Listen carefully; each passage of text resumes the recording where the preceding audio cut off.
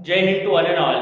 Today I am here with the 9th class SST English medium. Today we are going to discuss about information and syllabus of your 9th annual examination that is going to start from 15th of March 2020, that is from Monday.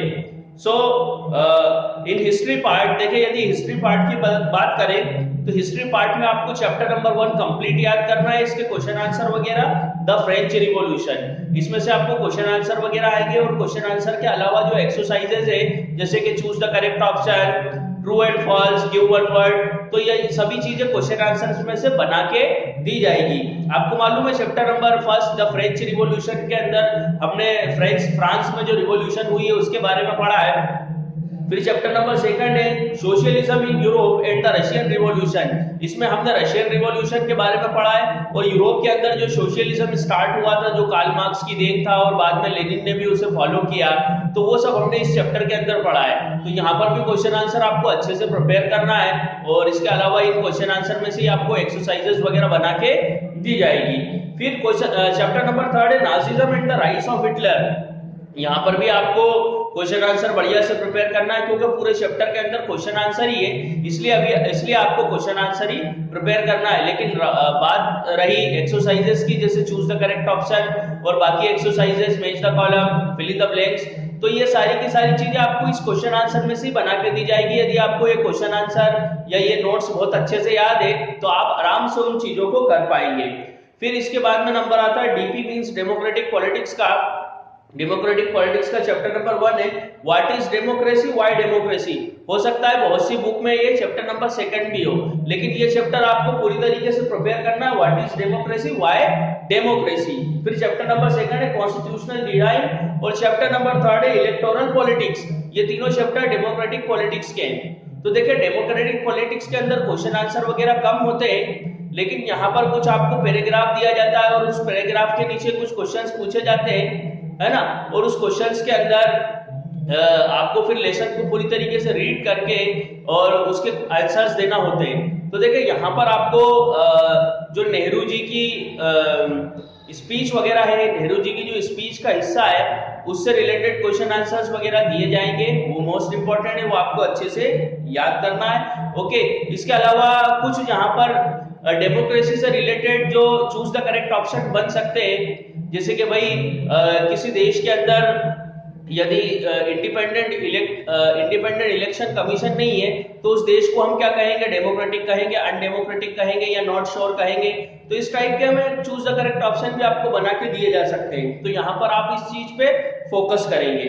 Okay, now इसके बाद हम देखेंगे economics. Economics की यदि हम बात करें तो chapter number 1 the story of village Palampur, chapter 2 people as a resource और chapter 3 poverty as a challenge. ये तीनों के तीनों चैप्टर आपको बढ़िया तरीके से प्रिपेयर करना है। यहाँ पर भी जो क्वेश्चन आंसर है या डिस्टिंग्विश बिटवीन है या आंसर द फॉलोइंग या शॉर्ट नोट जो है वो सभी आएंगे और इसमें इसके अलावा आपको एक्सरसाइजेस वगैरह भी बना के दी जाएगी, तो इसलिए आपको ये बहुत बढ़िया से प्रिपेयर करना है। ओके, नाउ अब बात करते हैं हम ज्योग्राफी की। देखिए यदि हम ज्योग्राफी की बात करें तो इसमें एक्सरसाइजेस अलग से दी हुई है आपको। यदि हम बात करें चूज द करेक्ट ऑप्शन की, तो यहाँ पर आपको चूज द करेक्ट ऑप्शन भी अलग दिए हैं, फिल इन द ब्लैंक्स भी अलग दिए हैं, मैच द कॉलम भी अलग दिए हैं। तो ये सारी की सारी चीजें आपको यहाँ से डायरेक्टली पूछी जाएगी। और एक बात और कि सबसे ज्यादा जो पोर्शन पूछा जाएगा वो ज्योग्राफी में से पूछा जाएगा। 1 to 6 लेसन हमने आपको ज्योग्राफी में दिए हैं, पूरे 6 lesson. Chapter number 1 India size and location, chapter number 2 physical features of India, chapter number 3 drainage, chapter number 4 climate, chapter number 5 natural vegetation and wild life और चैप्टर नंबर 6 पॉपुलेशन। तो ये 6 के 6 चैप्टर आपको prepare करना है। यहाँ पर exercises आपको डायरेक्टली दी जाएगी। ओके, और इसके अलावा जो क्वेश्चन आंसर है वो भी दिए जाएंगे।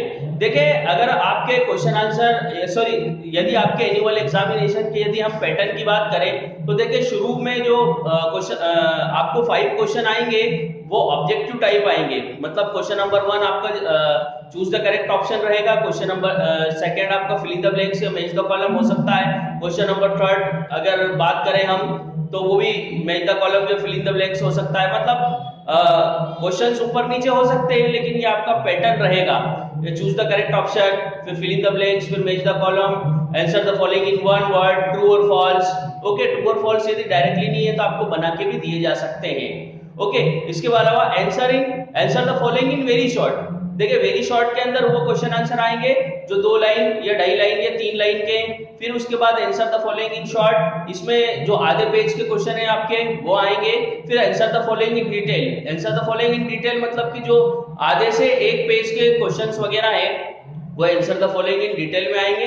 Answer the following in detail के अंदर आपको चॉइसेस वगैरह भी दी गई है, मींस आपको 5 दिए जाएंगे या 7 दिए जाएंगे, उसमें से आपको कुछ 4 या 5 करना रहेंगे। तो ये सारी की सारी चीजें हैं, ये एग्जाम से रिलेटेड आपका पैटर्न है। तो best of luck for your examination.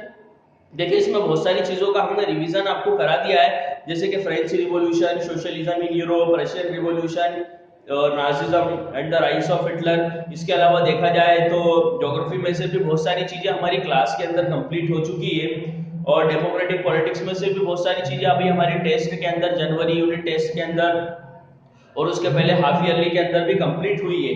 तो ये सारी की सारी चीजें मोस्ट इंपॉर्टेंट है। मींस लगभग ये कोर्स आपके लिए अछूता नहीं है, या आपने कभी ना कभी इसको कंप्लीट किया है, कभी ना कभी आपने इसको रिवाइज किया है, रीड किया है, चाहे ऑनलाइन हो या ऑफलाइन। ओके, तो इसको आप बहुत बढ़िया अच्छे तरीके से प्रिपेयर करें। Okay, so best of luck for your annual examination. Okay, work hard, okay, and score good marks in your annual examination. Okay, जय हिंद, जय भारत।